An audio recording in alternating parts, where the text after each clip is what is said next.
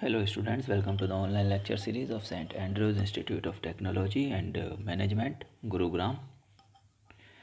Myself Satyendra Vats, Assistant Professor in ETC Department.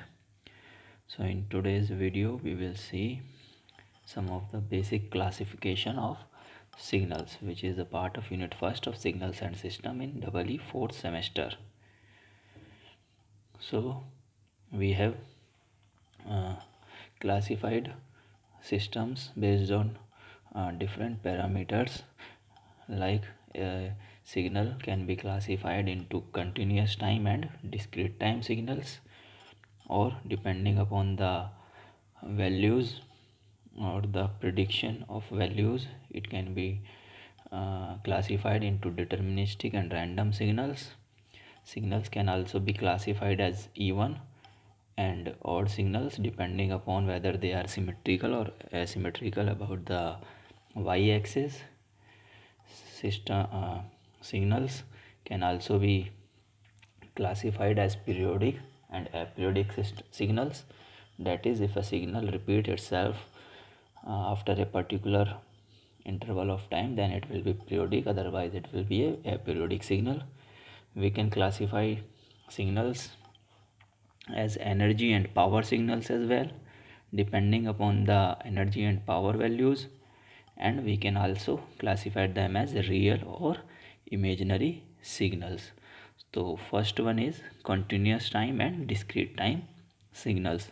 So continuous time signals are those one which are continuous in magnitude and continuous in time domain as well. That is, the value of the signal is available at all time instants. That is, we have the values at all the times.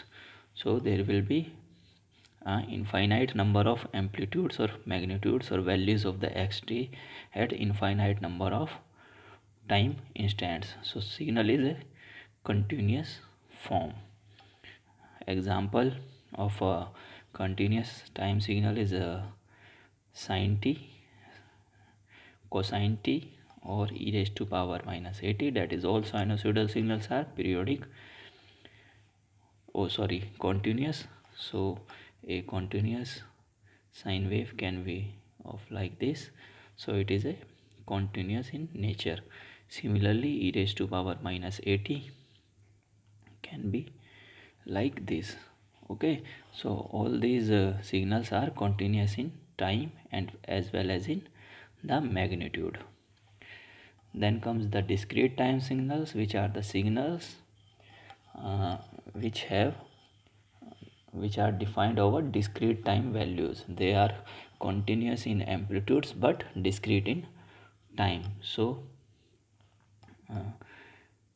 a continuous time signal can be represented in the discrete domain as I have shown here.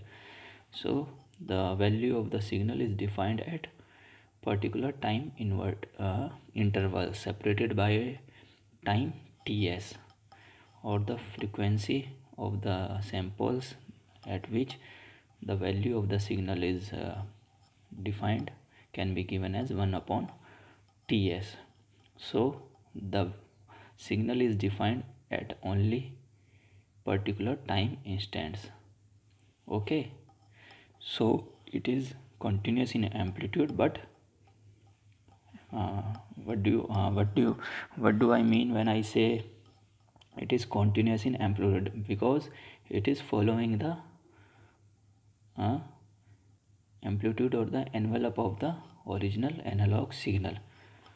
Okay, the values are following that original signal but are defined at the discrete time levels. That is why it is called discrete. Whereas a digital system is the one which is uh, discontinuous in amplitude as well in time domain.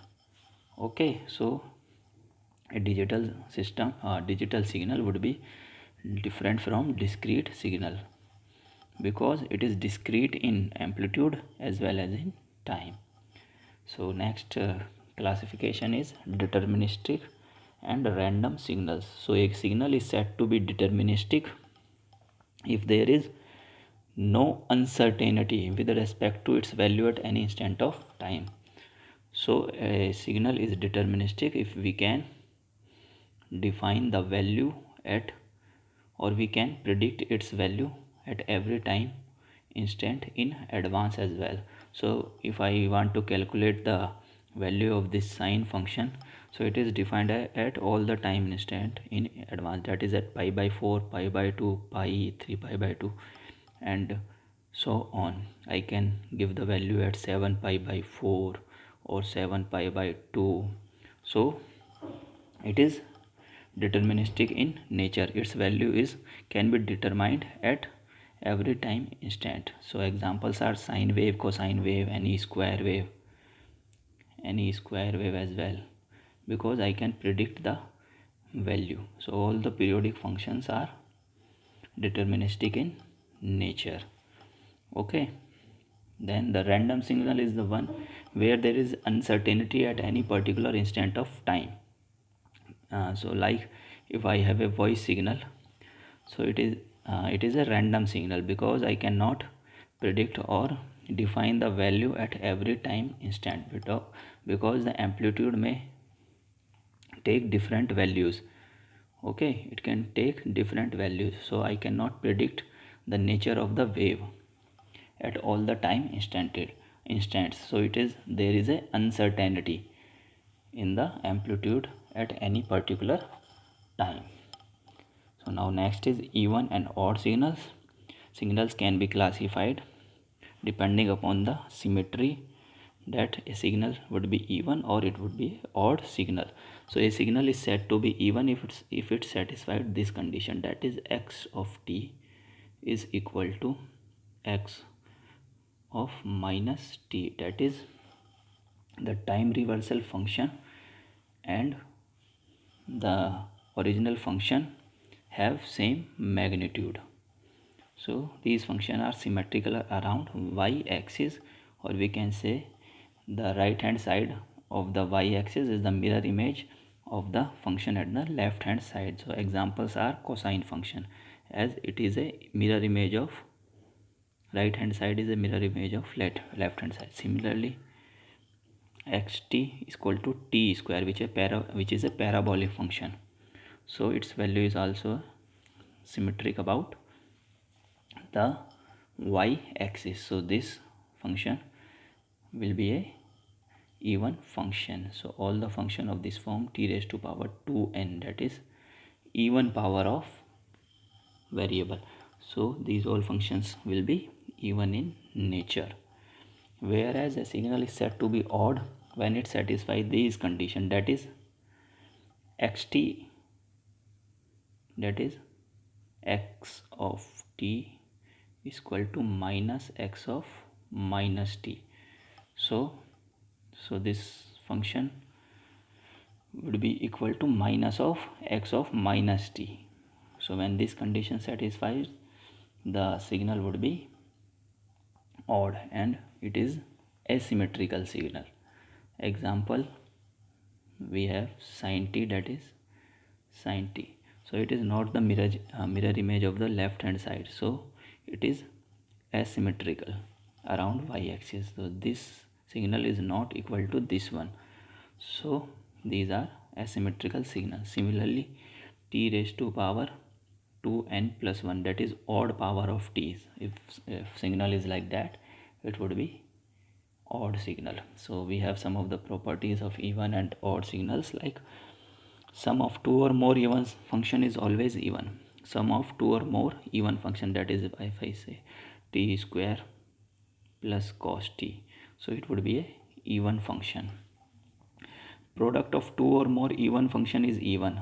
So if I say t square into t4, product of two even functions, so this function would also be, oh sorry, t raised to power 6, this function would also be even. Product of even number of odd function is even if we have the product of odd functions even number of times, so it would be even. Like if I multiply t3 into t3, that is 2 times, so it would be even. t3 is odd, but when I multiply it with another t3, then it would become even. Sum of two or more odd function is odd. So if I sum t3 plus t3, so it would be a odd signal. And product of odd number of odd function is odd. If I multiply odd number of times, that is t cube, t cube, t cubes, if I multiply it odd number of times, then it would become odd. So these are some of the properties using which you can find whether a combination of two function is odd or even. So now we can also split a function xt or a signal into two functions in which one would be even and one would be odd. So if xt, we are having a signal xt which can be represented as summation of even signal and x naught t, that is odd signal, then x minus of t would be x even t minus x odd t. So adding both these equation, I can say that even part of x would be xt plus x of minus t divided by 2, and if I subtract first from second, I would get odd part of signal as xt minus x of minus t by 2. So this is how we can calculate the even and odd part of a signal. So let's see an example in which we need to find the even and odd component of a unit signal. So what is a unit signal?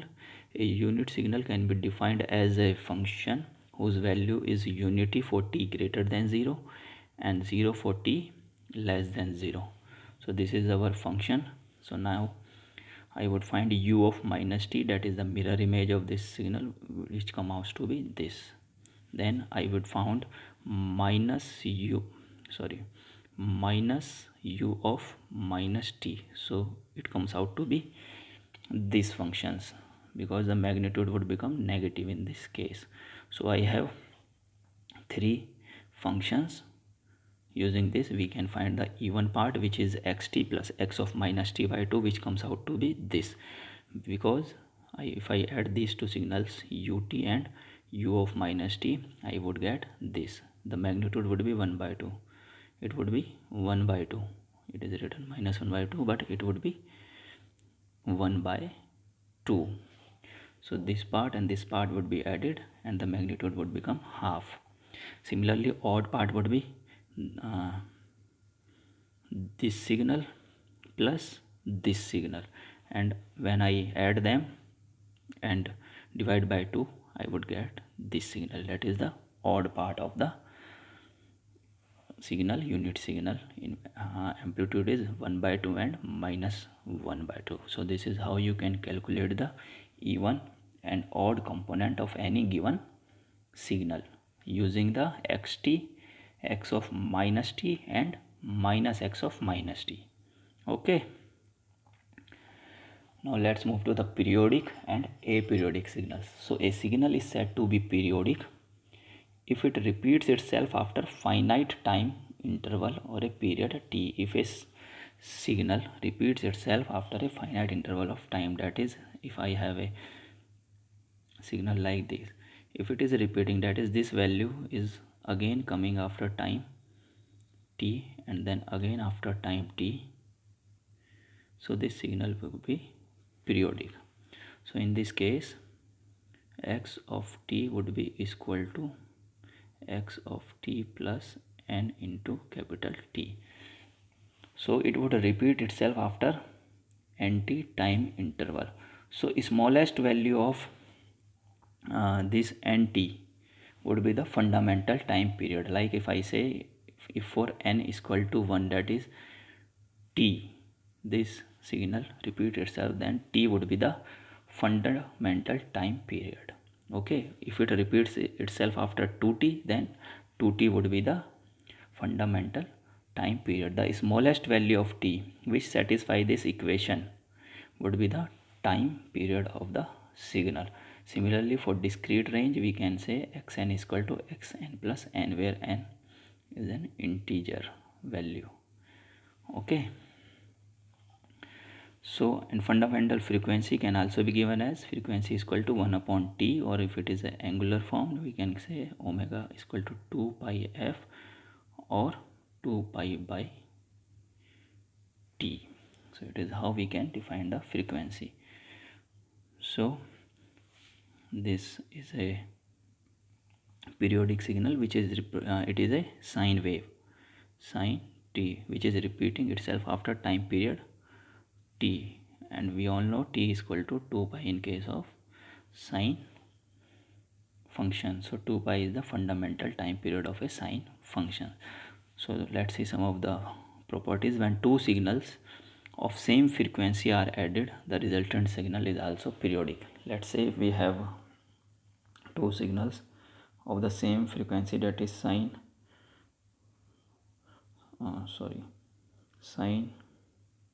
omega 1 t and sine omega 2 t. If omega 1 is equal to omega 2, then the addition of these signal, resultant signal, will also be periodic. When two signals of different frequency are added, then the resultant signal may be periodic or it may be non-periodic or aperiodic as well. Okay, so how we can find out the periodicity of a periodic signal, which is a combination of two periodic signals? There are two methods, ratio method and GCD method. So in first case, consider two signals x1t and x2t with periods t1 and t2. These are the fundamental time period of signal x1t and x2t respectively. So we need to find out the resultant time period. So we need to find out that whether the resultant signal would be periodic or not. So it would be periodic if t1 by t2, this ratio is a rational number. Okay, t1 by t2 is rational number. And from second method, if we can find the GCD of the frequencies, if we can find the greatest common divisor of frequencies of two signals, then the signal would said to be periodic. Otherwise, if GCD cannot be find out, then it will be aperiodic. Let us understand using an example. So in first example, we are given xt is equal to cos 5t plus sine pi t. So frequency of first is 5, second is pi. So time period of first would be 2 pi by 5 and the second signal would be 2. So as we can see, the t1 by t2 comes out to be pi by 5. Since pi is irrational, so pi by 5 would also be irrational. So it is not periodic. Using the second method, GCD method, we have two frequencies, that is 5 and pi. So GCD is not possible, as one is irrational, one is rational. So GCD of these two signals is not possible. So it is aperiodic. Now let's move to the second example. We are given that xt is equal to cos pi t plus sine 4 pi t. So time period of one signal is 2 and other is 1 by 2. Now if I will take the ratio, it comes out to be a rational number. t1 by t2 would comes out to be 4, which is a rational number. So the resultant signal, that is cos pi t plus sine 4 pi t, would be periodic. Similarly, and the time period would be the LCM of both the time periods. Okay, similarly, if I want to check using a GCD method, since we are given omega 1 is pi and omega 2 is 4 pi, so we can find the GCD, that is the greatest common divisor of these functions. So the function is periodic. So using both we can check. So now we have energy and power signals. Energy is for energy signal, energy must be finite, that is must be finite, 0 to infinity. Okay, second, for finite duration we can find out energy using this formula, that is minus t to t x square t dt. Okay, and for infinite duration, time would tends to infinity, and we can find out using this formula, limit t tends to infinity minus t to t x square dt dt. For energy signals, power would be 0 always. So if we have an energy signal, its energy would be finite and power would be 0. Similarly, for a power signal, power is finite and energy is infinite. So power can also be the power is nothing but the average of these signals. So it can be written as P is equal to 1 by T minus T by 2 to T by 2 x square dt. It can also be written as 1 by 1 by 2t, and the power would be minus T to T x square dt. Both are the same things. In some books it is written as 1 upon 2t minus T to T, and some books it is given as 1 by T minus T by 2. We have changed the limits. So if it is 1 by 2t, limit would be minus T to T, and if it is 1 by T, limit would be minus T by 2 to T by 2. Similarly, for infinite duration, we can find out using this formula, limit t tends to infinity, and the rest would remain the same. So almost all non-periodic signals are energy signals. So all non-periodic signals, like if I have a rectangular pulse or anything which is non-periodic, if it is, I have to calculate from here to here only. So for all non-periodic signals, okay, for all non-periodic signals like this or any time limited signal, it would be a energy signal, hence power would be 0. So energy signal exists over a short period of time, hence they are time limited signals. Whereas all periodic signals are power signals, and power signal exists over an infinite period, hence they are not time limited, like a sine function which is exists for the infinite time period, hence it will be a power signal and it is not time limited. So these are some of the comparison of energy and power signals. Now let's see an example. If we are giving a rectangular pulse, so in first example we are given a rectangular pulse. As we can see, it is not periodic, it is defined for only 0 to t. So xt is equal to a for 0 to t, and otherwise it is 0. So we can find out, because it is non-periodic, it would be a energy signal. I would find energy first. So it would be minus T to T x square dt. When I integrate, it is 0 to T, it would be a square T, which is finite, and power would be 0, hence it is a energy signal. Similarly, if I need to find out the energy and power for a square wave, which can be given as this one, so we can see it is a periodic signal with the time period t, okay, time period t. So it can be defined as xt is equal to 1 for 0 to t by 2 and minus 1 for t by 2 to t. So it is a periodic signal. So we first calculate power, as energy would be infinite. So it would be limit t tends to infinity 1 by 2t minus T to T x square dt. As the signal is a function of two split functions, xt is equal to 1 for 0 to t by 2 and minus 1 for t by 2 to t. So I will split the range into two functions, and when I calculate it, it would come limit t tends to infinity 1 upon 2t. One would be t 0 to t by 2, another would be t by t 2 to t. So it comes out to be 1 by 2, which is finite. So power is finite in the periodic signal. So energy of this signal would be infinite, as it is existing for the infinite time duration. So this signal would be power signal. This is how you can find out the energy and power using these formulas.